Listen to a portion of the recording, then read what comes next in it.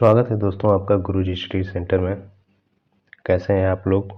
Comment करके बताइएगा। कैसी तैयारी आपकी चल रही है? उम्मीद करते हैं आप लोग अच्छे होंगे, आपकी तैयारी भी अच्छे से चल रही होगी। सॉरी दोस्तों, इधर 2 दिन क्लास नहीं ले पाए।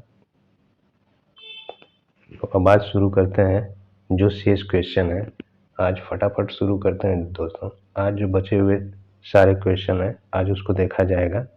तो शुरू करते हैं बिना देर किए हुए। ये हमारा पहला क्वेश्चन है। पहला मतलब आज का पहला, जो पिछली वीडियो में है। आप लोग 1 से 24 क्वेश्चन तक आप उसमें देख सकते हैं। आप पिछली वीडियो को देखिए, उसमें 1 से 24 क्वेश्चन तक था। आज है 25 से और 125 तक पूरा देखेंगे इसको। शुरू करते हैं बिना देर किए हुए।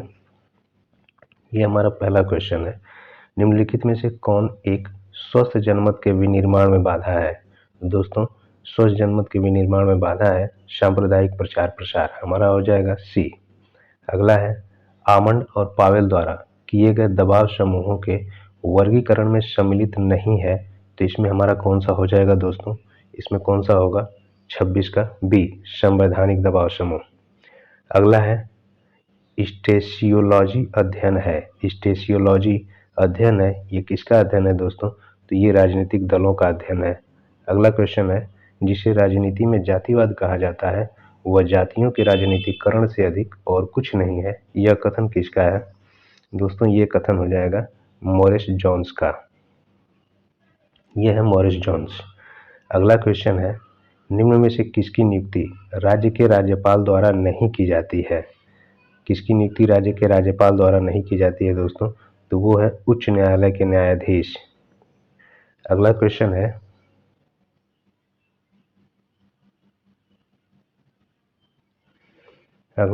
है किस अधिनियम के द्वारा भारत में संघीय न्यायालय स्थापित किया गया था?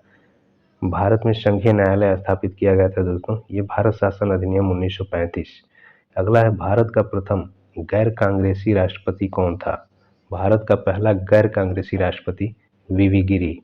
ये हो जाएगा ए, वीवी गिरी। अगला है किस केंद्र शासित राज्य का नाम हाई कोर्ट है? किस केंद्र शासित राज्य का अपना हाई कोर्ट है? किस केंद्र शासित राज्य का अपना हाई कोर्ट है? ये हो जाएगा दोस्तों 32 का सी, दिल्ली का अपना हाई कोर्ट है। अगला है भारतीय संविधान का कौन सा अनुच्छेद राष्ट्रपति को क्षमा दान की शक्ति प्रदान करता है? कौन सा अनुच्छेद राष्ट्रपति को क्षमा दान की शक्ति प्रदान करता है? तो इसमें हो जाएगा हमारा बी।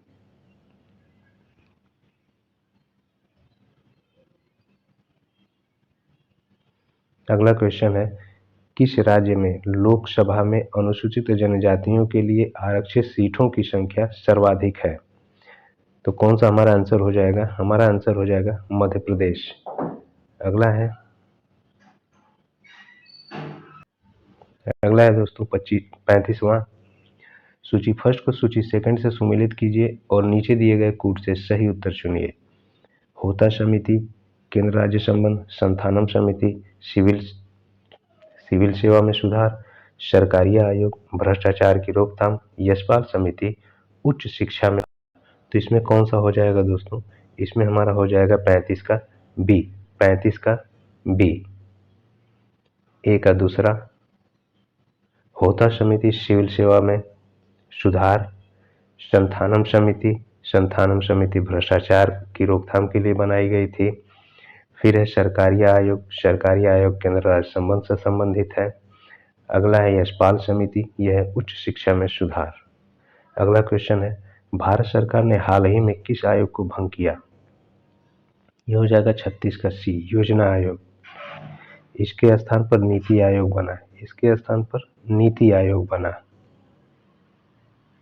नीति आयोग। अगला है निम्नलिखित में से कौन सा संघ सूची का विषय नहीं है? तो ये कौन सा हो जाएगा दोस्तों? हो जाएगा कृषि आय पर कर। अगला है निम्नलिखित सरकारों की व्यवस्थाओं में दोहरा शासन किसका आवश्यक लक्षण है? 38 का हो जाएगा दोस्तों सी, संघीय व्यवस्था में दोहरा शासन। भारत का संविधान भारत को निम्नलिखित में से क्या घोषित करता है? भारत का संविधान भारत को निम्नलिखित में से क्या घोषित करता है? ये हो जाएगा सी। वर्तमान स्थिति में संपत्ति का अधिकार मौलिक अधिकार के अध्याय से निकालने के बाद किस रूप में है? तो ये है दोस्तों कानूनी अधिकार के रूप में है, 40 का ए। अगला है भारतीय संविधान का कौन सा भाग संविधान की आत्मा कहलाता है? कौन सा भाग संविधान की आत्मा कहलाता है? तो वो है दोस्तों संविधान की प्रस्तावना या उद्देशिका। अगला है राज्य के नीति निर्देशक तत्वों और मौलिक अधिकारों के बीच विवाद का सर्वप्रथम प्रश्न उठा था। इसमें कौन सा हो जाएगा दोस्तों? चंपकम दोराई बनाम मद्रास राज्य ए। अगला है दोस्तों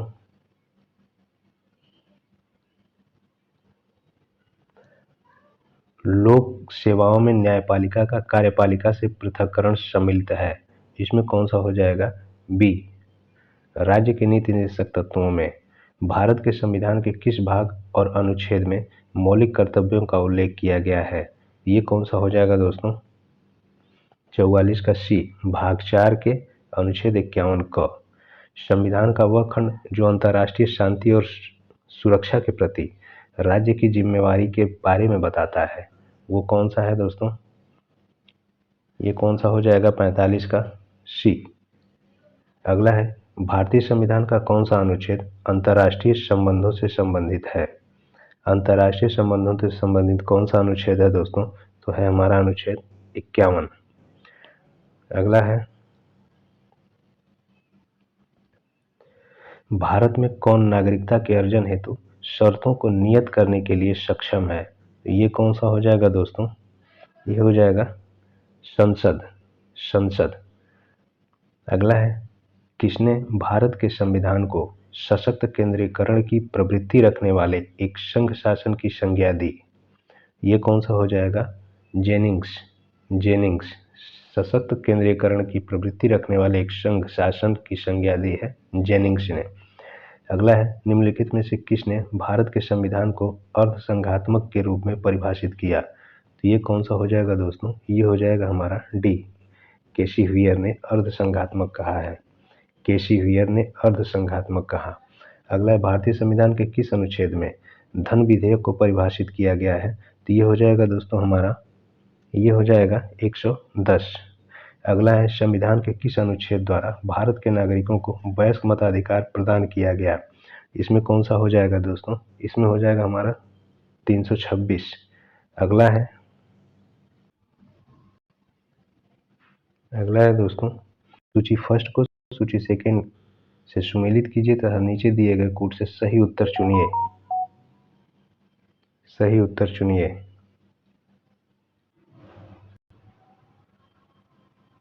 इसमें हो जाएगा दोस्तों संविधान की अनुसूची और विषय। इसमें क्या हो जाएगा? इसमें हो जाएगा ए का 2 तृतीय अनुसूची शपथ से संबंधित है।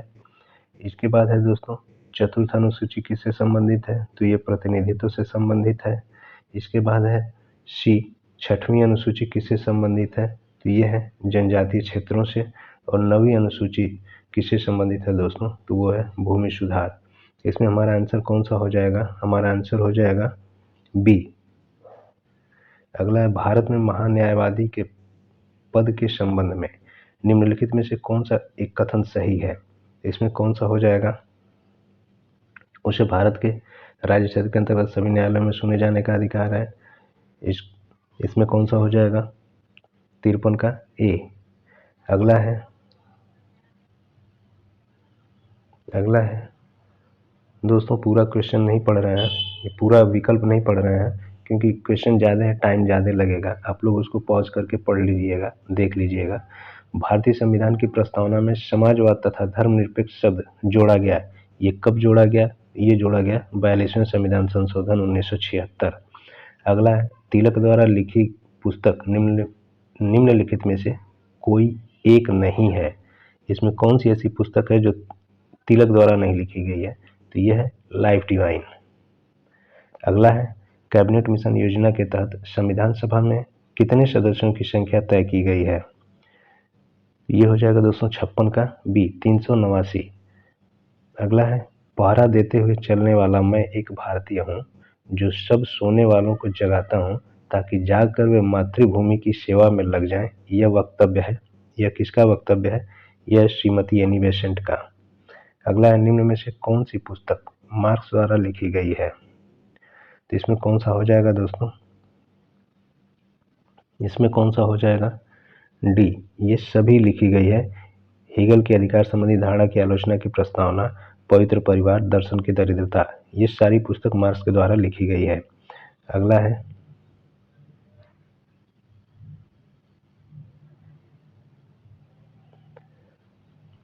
अगला है 59। सूची फर्स्ट का सूची सेकंड से सुमेलित कीजिए और नीचे दिए गए कूट से सही उत्तर का पहचान कीजिए।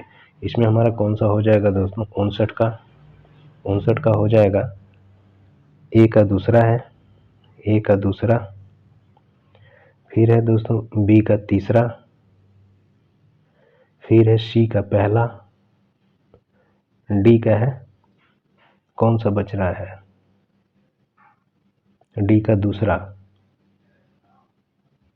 सॉरी डी का चौथा बच रहा है, डी का चौथा, राजनीतिक नेतृत्व के लिए प्रतिस्पर्धा। इसमें हो जाएगा हमारा दोस्तों 59 का हो जाएगा ए। अगला है, कास्ट इन इंडियन पॉलिटिक्स नामक पुस्तक के लेखक कौन है? तो ये हो जाएगा 60 का हमारा बी, रजनी कोठारी। अगला है, सूची फर्स्ट तथा सूची सेकंड,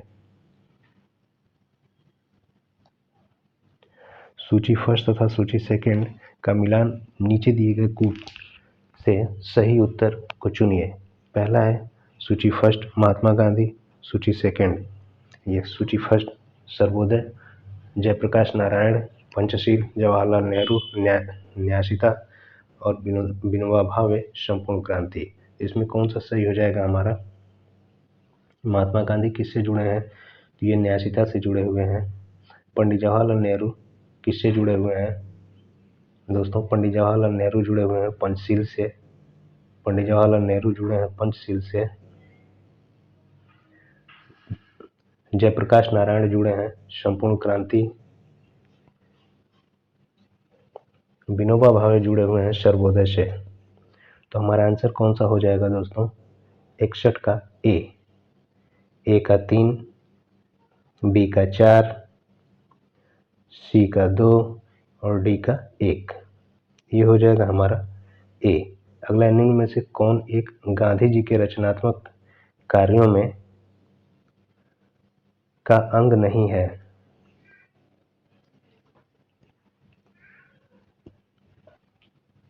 कौन एक गांधी जी के रचनात्मक कार्यों का अंग नहीं है? ये हो जाएगा दोस्तों, ये कौन सा हो जाएगा? 62 का हो जाएगा डी, सांप्रदायिक सद्भाव संघ, सांप्रदायिक सद्भाव संघ। अगला है, किस हिंदू शास्त्र में कहा है कि यद्यपि राजा इंसान है फिर भी उसे किसी से नफरत नहीं करनी चाहिए क्योंकि वो मनुष्य के आकार में एक ईश्वर है? इसका कौन सा हो जाएगा दोस्तों? ये हो जाएगा सी, मनुस्मृति। अगला है, किसने युवा मार्क्स और वृद्ध मार्क्स के बीच अंतर बताया? तो ये हो जाएगा 64 का ए, अल्थुसर। अल्थुसर युवा मार्क्स और वृद्ध मार्क्स में अंतर बताया। अगला है, साम्यवाद को एशियाटिक फॉर्म में किसने अनुकूलित किया? ये हो जाएगा दोस्तों 65 का बी, माओ त्से तुंग, माओ त्से तुंग। अगला है, अंतर विरोधी का सिद्धांत किसने प्रतिपादित किया? तो इसमें हो जाएगा ए, माओ। अंतर विरोधी का सिद्धांत किसने प्रतिपादित किया? तो वह है माओ। अगला है, किसने कहा है कि श्रम शक्ति श्रमिक के मस्तिष्क, मांसपेशी तथा नसों के बराबर होती है? ये कौन सा हो जाएगा दोस्तों? ये हो जाएगा मार्क्स। अगला है, किसने राज्य को बुर्जुआ वर्ग के मामलों के प्रबंधन करने वाली कार्यकारी समिति के रूप में देखा? ये कौन सा हो जाएगा? ये हो जाएगा मार्क्स, डी। अगला है, निम्न में से कौन सांस्कृतिक क्रांति के लिए जाना जाता है? कौन सांस्कृतिक क्रांति के लिए जाना जाता है? तो वो है माओ। सांस्कृतिक क्रांति के लिए दोस्तों जाना जाता है माओ। अगला है, निम्नलिखित में से कौन ऑन लिबर्टी नामक पुस्तक का लेखक है? तो वो है दोस्तों जैस्मिल डी, ऑन लिबर्टी। अगला है द फिलॉसफी ऑफ हिस्ट्री पुस्तक के लेखक कौन है? द हिस्ट्री ऑफ फिलॉसफी पुस्तक के लेखक कौन है? ये हो जाएगा दोस्तों ए, हीगल। अगला है, किसने कहा कि दंड एवं पुरस्कार के द्वारा समाज सुख की वृद्धि करना ही सरकार का मुख्य उद्देश्य है? ये कौन सा हो जाएगा 72 का? ए, जेरेमी बेंथम। अगला है, जब तक दार्शनिक राजा नहीं होंगे या विश्व के राजा दर्शन की भावना से प्रेरित नहीं होंगे तब तक राज्यों को उनकी बुराइयों से कभी मुक्ति प्राप्त नहीं होगी। यह कथन है दोस्तों प्लेटो का। ए। अगला है, वास्तविक कानून उसका आदेश है जिसे दूसरों को आदेश देने का अधिकार प्राप्त है। यह कथन किसका है? यह कथन है दोस्तों हाब्स का। यह कथन है हाब्स का। अगला है, निम्न में से कौन विद्वान प्लेटो को मुक्त समाज का शत्रु मानता है? तो वो है दोस्तों कार्ल पापर बी। अगला है,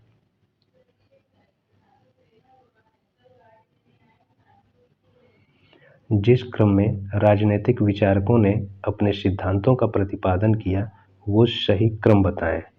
वो सही क्रम कौन सा है? ये हो जाएगा दोस्तों 76 का ए। सही क्रम है मैकियावेली, फिर हाब्स, फिर रूसो, फिर मिल। अगला क्वेश्चन है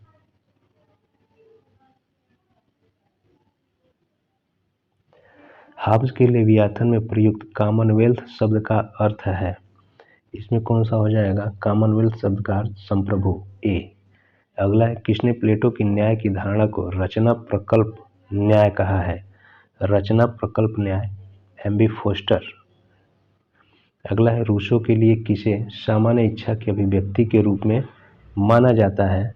ये कौन सा हो जाएगा? कानून, डी। अगला है, नव संस्थावाद बल देता है। नव संस्थावाद किस पर बल देता है? तो ये संस्थाओं पर न कि व्यक्तियों पर। नव संस्थावाद बल देता है संस्थाओं पर न कि व्यक्तियों पर। यह संस्था पर बल देता है न कि व्यक्तियों पर। अगला है,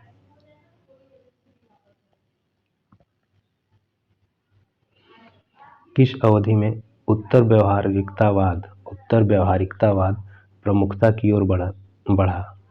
किस अवधि में उत्तर व्यावहारिकतावाद प्रमुखता की ओर बढ़ा? तो ये कौन सा हो जाएगा दोस्तों? ये हो जाएगा सी, 1960 और 1970 के दशक में। अगला है, प्रासंगिकता के सिद्धांत का संबंध है। प्रासंगिकता के सिद्धांत का समर्थक है या संबंध है? प्रासंगिकता के सिद्धांत का संबंध है। तो ये कौन सा हो जाएगा? उत्तर व्यवहारवाद। अगला है, हिंदू पॉलिटी के लेखक हैं। हिंदू पॉलिटी के लेखक हैं केपी जायसवाल। हिंदू पॉलिटी के लेखक हैं केपी जायसवाल।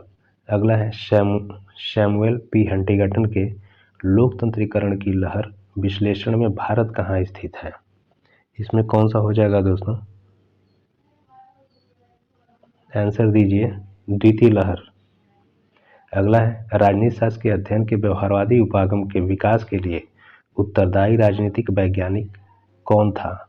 ये कौन सा हो जाएगा हमारा? ये हो जाएगा डेविड ईस्टन। राजनीति शास्त्र के अध्ययन के व्यवहारवादी उपागम के विकास के लिए उत्तरदायी राजनीतिक वैज्ञानिक डेविड ईस्टन था।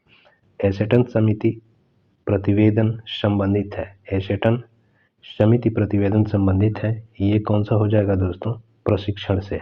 यह है प्रशिक्षण से। अगला है, किसने कहा राजनीति मूल्यों का आधिकारिक आवंटन है? राजनीति मूल्यों का आधिकारिक आवंटन है डेविड ईस्टन। अगला है,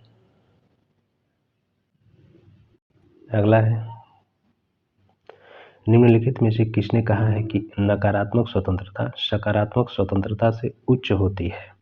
ये कौन सा हो जाएगा दोस्तों? ये है आइजिया बर्लिन। अगला है, उदारवाद शब्द की उत्पत्ति लीबर शब्द से हुई है। जो लिया गया है इसमें कौन सा हो जाएगा? लैटिन भाषा से। अगला है थॉमस मोर, फोरियर और रॉबर्ट ओवन को किस विचारधारा से जोड़ा जाता है? तो ये जोड़ा जाता है दोस्तों स्वप्निल समाजवाद, बी। अगला है फ्रांसीसी दलों में सबसे पुराना दल जो अब विघटित हो गया है, ये कौन सा हो जाएगा दोस्तों? ये हो जाएगा सी, रेडिकल पार्टी।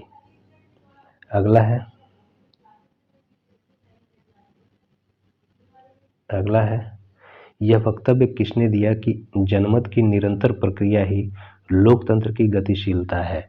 ये कौन सा हो जाएगा दोस्तों? 92 का बी, जे ब्राइस, 92 का बी। अगला है निम्नलिखित में से कौन लोकतंत्र के विशिष्ट वर्गीय सिद्धांत से संबंधित नहीं है? 93 का कौन सा हो जाएगा दोस्तों? D, David Easton. लोकतंत्र के विशिष्ट वर्गीय सिद्धांत से संबंधित नहीं है तो डेविड ईस्टन। अगला है यदि असमानता से प्रजातंत्र भ्रष्ट होता है तो साथ ही अति समानता की भावना से भी वह नष्ट हो जाएगा। यह कथन किसका है? यह है दोस्तों अरस्तू का। अगला है प्रबंधन की कौन सी प्रणाली का पर्यावरण के साथ कोई अंतर संबंध नहीं है? कोई अंतर संबंध नहीं है तो यह है बंद प्रणाली, ए। अगला है अध्यक्षात्मक शासन प्रणाली की मुख्य विशेषता है। अध्यक्षात्मक शासन प्रणाली की मुख्य विशेषता है, ये कौन सी हो जाएगी दोस्तों? उपर्युक्त सभी। अगला है किस प्रकार का परीक्षण मुख्य रूप से प्रकृति में व्यक्तिपरक होता है और अक्सर उम्मीदवारों द्वारा संदेह के साथ देखा जाता है? ये हो जाएगा दोस्तों 97 का बी, मौखिक परीक्षा। अगला है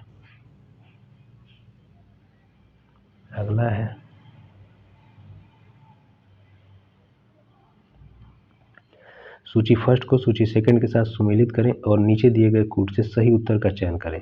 विधि का शासन मॉन्टेस्क्यू, शक्ति पार्थक्य जॉन ऑस्टिन, प्राकृतिक अधिकार जॉन लॉक, एकत्ववाद डायसी। इसमें कौन सा हो जाएगा?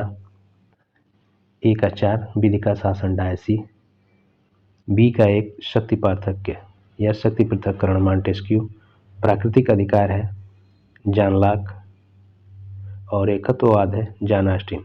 जॉन ऑस्टिन संप्रभुता के एकलवादी सिद्धांत का समर्थक है, तो इसमें हमारा हो जाएगा दोस्तों ए। अगला है सरकार की निम्नांकित व्यवस्थाओं में से द्विसदनवाद किसकी अनिवार्य विशेषता है? द्विसदनवाद किसकी अनिवार्य विशेषता है? तो ये हो जाएगा दोस्तों, ये हो जाएगा डी। अगला है किसने कहा है कि बहुमत की राजनीतिक प्रगति पर अल्पमत को वीटो निषेधाधिकार करने का अधिकार नहीं दिया जा सकता? तो यह कौन सा हो जाएगा दोस्तों? 100 का ए, प्रधानमंत्री एटली। अगला है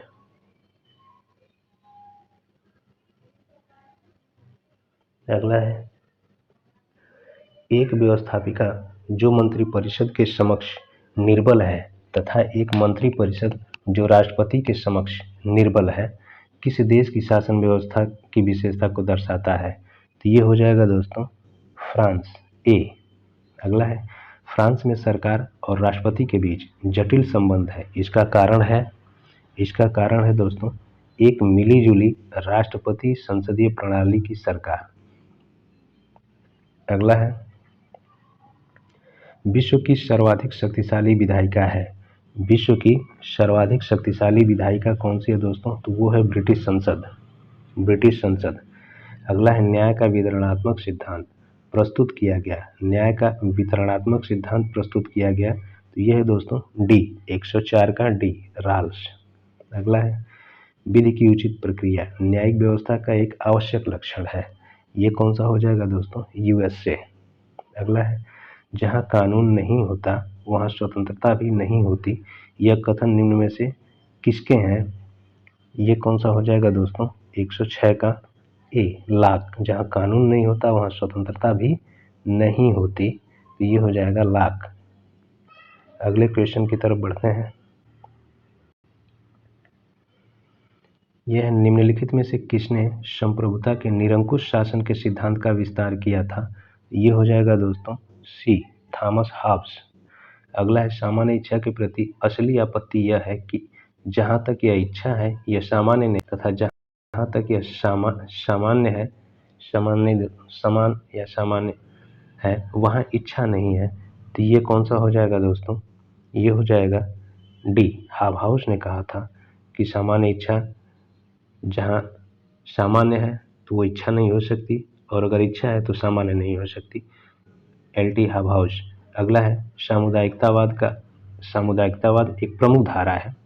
सामुदायिकतावाद एक प्रमुख धारा है, तो ये है प्रत्ययवाद, डी। अगला है जॉन ऑस्टिन द्वारा प्रतिपादित प्रभुसत्ता सिद्धांत को कहा जाता है, तो ये कहा जाता है दोस्तों एकलवादी सिद्धांत, सी। अगला है संप्रभुता की अवधारणा निम्नलिखित में से मुख्यतः क्या है, तो ये दोस्तों क्या हो जाएगा? बी वैधानिक। अगला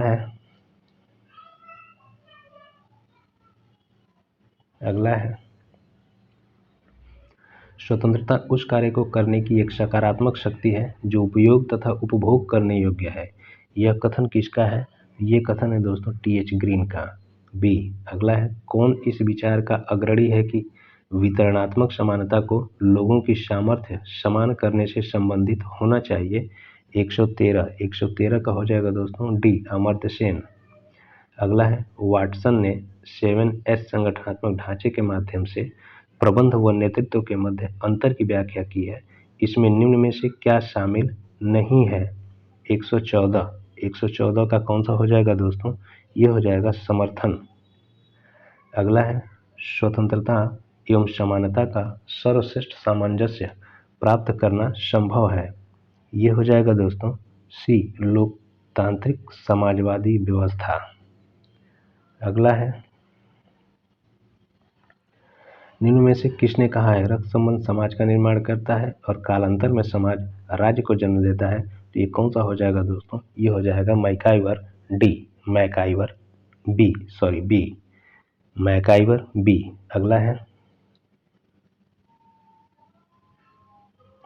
अगला है राज्य की उत्पत्ति का सामाजिक संविदा सिद्धांत जिस सिद्धांत का खंडन करने के लिए विकसित हुआ वह था दैवीय उत्पत्ति का सिद्धांत। दैवीय उत्पत्ति के सिद्धांत के खंडन के लिए सामाजिक संविदा सिद्धांत आया। अगला है जॉन लॉक और रूसो के सामाजिक संविदा सिद्धांत के संबंध में क्या सही है? तो यह दोस्तों क्या सही है? इसमें लॉक का समझौता पूर्णतः स्वतंत्र समझौता है, जबकि रूसो का समझौता आबद्ध समझौता है। इसमें हो जाएगा दोस्तों डी। इसमें हो जाएगा डी।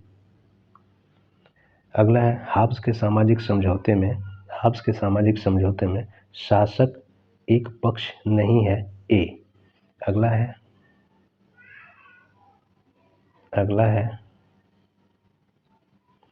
हाब्स के अनुसार प्राकृतिक अवस्था में मानवीय जीवन या एकाकी निर्धन निंदनीय अल्पकालिक था।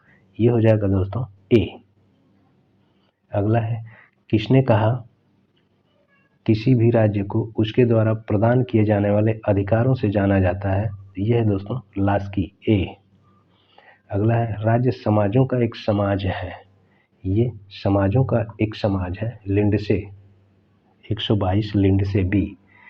किसने इस बात पर बल दिया कि राज्य सर्वोच्च नैतिकता का प्रतिनिधित्व करता है? सर्वोच्च नैतिकता का प्रतिनिधित्व करता है, ये हो जाएगा दोस्तों बी कांट। अगला है कल्याणकारी राज्य का उद्देश्य है। कल्याणकारी राज्य का उद्देश्य है तो डी इनमें से सभी। अगला है